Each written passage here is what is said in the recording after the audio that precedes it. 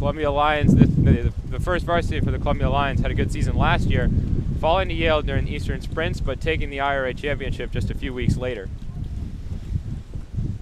The Tigers seem to be taking a little bit of an extra margin on this boat now,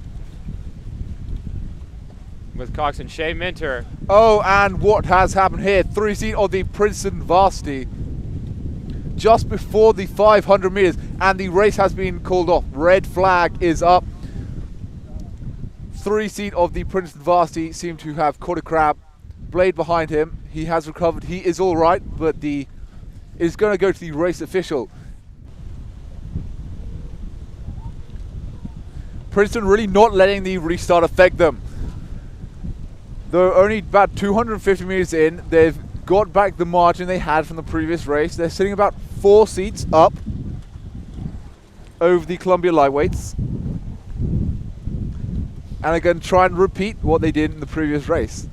Tigers continue to extend here, about 3/4 of a length up on the Lions boat.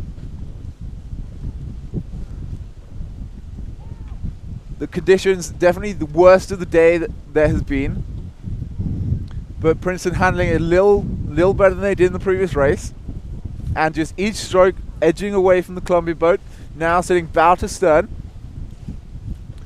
The wind may be catching the blades a little bit, but for the vast majority of the crew, they are keeping control, keeping composed, and keeping a nice clean rhythm set by Ricky in the stroke seat.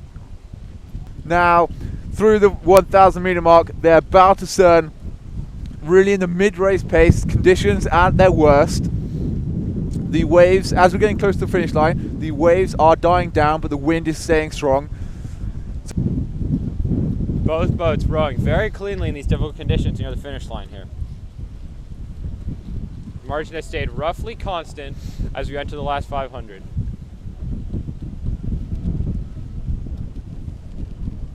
Pat Watt, Princeton's favorite Canadian, 7th seed of the Princeton varsity, showing these guys how it's done. With great control, bringing up the rate into the final 250 meter mark. Tigers extending slightly here with a little bit of open water over the Lions. Now into the 250 meter mark. Final push from these two crews. Princeton with just over a length of margin here over the Lions. The Lions need a big push here to get back past the Tigers. Tigers don't seem to want to let that happen as they continue to push away from the Lions in the final bit here. The Columbia crew here really doing what they can. They brought up the rate again. They're now overrating the Princeton Tigers, but unfortunately it is not doing much for their margin. Princeton entering the final few strokes now, leading by about 1/3 of a length open water over the Columbia lightweights. Princeton with a commanding finish here to this race to take Columbia's 1V. And it is Princeton who will walk away with the Campbell Cup here today.